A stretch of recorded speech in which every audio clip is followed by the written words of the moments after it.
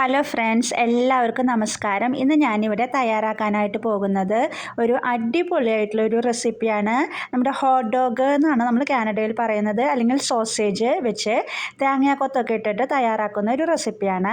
അപ്പോൾ അത് നമുക്ക് എങ്ങനെയാണ് തയ്യാറാക്കുന്നതെന്ന് നോക്കാം. ഒരു പാൻ വെച്ച് കൊടുത്ത് അതിലോട്ട് ഓയിൽ ഒഴിച്ച് കൊടുത്തിട്ടുണ്ട്. ചെറുതായി കട്ട് ചെയ്തിട്ടുള്ള ഒരു 5 സോസേജാണ് ഞാൻ എടുത്തിരിക്കുന്നത്. അത് ഞാൻ ഈ പാനിലോട്ട് ഇട്ട് കൊടുക്കുകയാണ്. ഇനി നമുക്കതിനെ ഒന്ന് ഫ്രൈ ചെയ്തെടുക്കാം.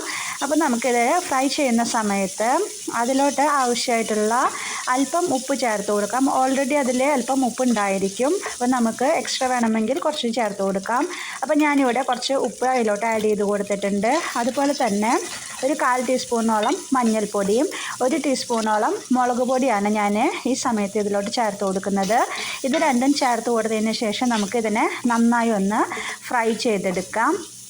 അങ്ങനെ ഫ്രൈ ചെയ്തിട്ട് തയ്യാറാക്കുമ്പോൾ ഈ റെസിപ്പി കുറച്ചുകൂടി ഒന്ന് ടേസ്റ്റ് ഉള്ളതായിട്ട് കിട്ടും നമുക്ക്. കണ്ടില്ലേ, ഇപ്പോൾ ഒരുവിധം നന്നായിട്ട് ഫ്രൈ ആയിട്ട് വന്നിട്ടുണ്ട്. കണ്ടോ, പുറം ഭാഗമൊക്കെ ഇങ്ങനെ മുരുമുരാന്ന് നന്നായി മൊരിഞ്ഞ പോലെയായിട്ട് നമുക്കിതിനെ കിട്ടിയിട്ടുണ്ട്. ഇനി നമുക്ക് ഇതിനെ പാനിൽ നിന്ന് എടുത്ത് മാറ്റാം. അതിന് ശേഷം നമുക്കതിലോട്ട് ഞാനൊരു വലിയ സവാള എടുത്തിട്ടുണ്ട്. ഈ സവാളയെല്ലാം നൈസായിട്ട് ഞാൻ കട്ട് ചെയ്തിരിക്കുന്നതാണ്, നീളത്തിലാണ് കട്ട് ചെയ്തിട്ടുള്ളത്. അത് ഞാൻ ഈ സമയത്ത് ഇതിലോട്ട് ചേർത്ത് കൊടുത്തിട്ടുണ്ട്.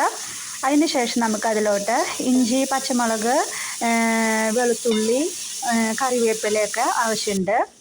ഒരു ചെറിയൊരു പീസ് ഇഞ്ചിയും ഒരു 3-4 വെളുത്തുള്ളിയും 2-3 പച്ചമുളകും കുറച്ച് കറിവേപ്പിലയാണ് വേണ്ടത്. അപ്പോൾ അത് ഞാനിതാ സവാള മൊരിഞ്ഞതിന് ശേഷം ഇതിലോട്ട് അതെല്ലാം ആഡ് ചെയ്ത് കൊടുക്കുകയാണ്. ഇഞ്ചി ചേർത്ത് കൊടുത്തിട്ടുണ്ട്, കുറച്ച് വെളുത്തുള്ളി ചേർത്ത് കൊടുത്തിട്ടുണ്ട്. അതുപോലെ ഒരു 2-3 പച്ചമുളകും കൂടി ഞാൻ ഈ സമയത്ത് ചേർത്ത് കൊടുക്കുകയാണ്. കറിവേപ്പില ഞാൻ ഓൾറെഡി ചേർത്ത് കഴിഞ്ഞു. ഇതെല്ലാം ചേർത്തതിന് ശേഷം നമുക്കിതിനെ നന്നായി ഒന്ന് മുരിച്ചെടുക്കണം.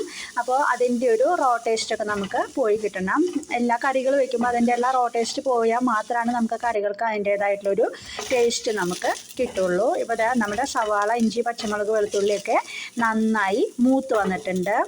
ഇനി കണ്ടില്ലേ, ഇനി നമുക്കിതിലോട്ട് ആവശ്യമായിട്ടുള്ള പൊടികൾ ചേർത്ത് കൊടുക്കാം. ഇതിലോട്ട് ഞാൻ എക്സ്ട്രാ ആയിട്ട് വേറൊരൊറ്റ പൊടികളും ചേർക്കുന്നില്ല. ഓൺലി മഞ്ഞൾപ്പൊടി, മുളക് പൊടി മാത്രമാണ് ചേർക്കുന്നത്. നിങ്ങൾക്ക് വേണമെങ്കിൽ അല്പം മസാലപ്പൊടിയൊക്കെ ചേർക്കാം കേട്ടോ. പക്ഷേ എനിക്ക് ഇതിലോട്ട് മസാലയുടെ ടേസ്റ്റ് ഇഷ്ടമില്ലാത്തത് കൊണ്ട് ഞാൻ ഒരു 1/4 ടീസ്പൂണോളം മഞ്ഞൾപ്പൊടിയും 1.5 ടീസ്പൂണോളം മുളക് പൊടിയും മാത്രമാണ് ഇതിലോട്ട് ചേർത്തിരിക്കുന്നത്. ഇനി പൊടികളുടെയും കൂടി റോ ടേസ്റ്റ് ഒന്ന് നമുക്ക് പോയി കിട്ടണം. അത് പോയതിന് ശേഷം ഞാൻ ഒരു കൈപ്പിടിയോളം തേങ്ങാക്കൊത്ത് ചെറുതായി കട്ട് ചെയ്തിട്ടുള്ളതാണ്, അതുകൂടി ഞാൻ ഈ സമയത്ത് ഇതിലോട്ട് ചേർത്ത് കൊടുക്കുകയാണ്. ഇനി അതും കൂടി നമുക്ക് നന്നായി ഒന്ന് ആ സവാളയ്ക്കായിട്ട് നന്നായി ഒന്ന് മിക്സ് ചെയ്തെടുക്കാം. കഴിഞ്ഞു, കണ്ടില്ലേ, വളരെ സിമ്പിളായിട്ടുള്ളതാണ്.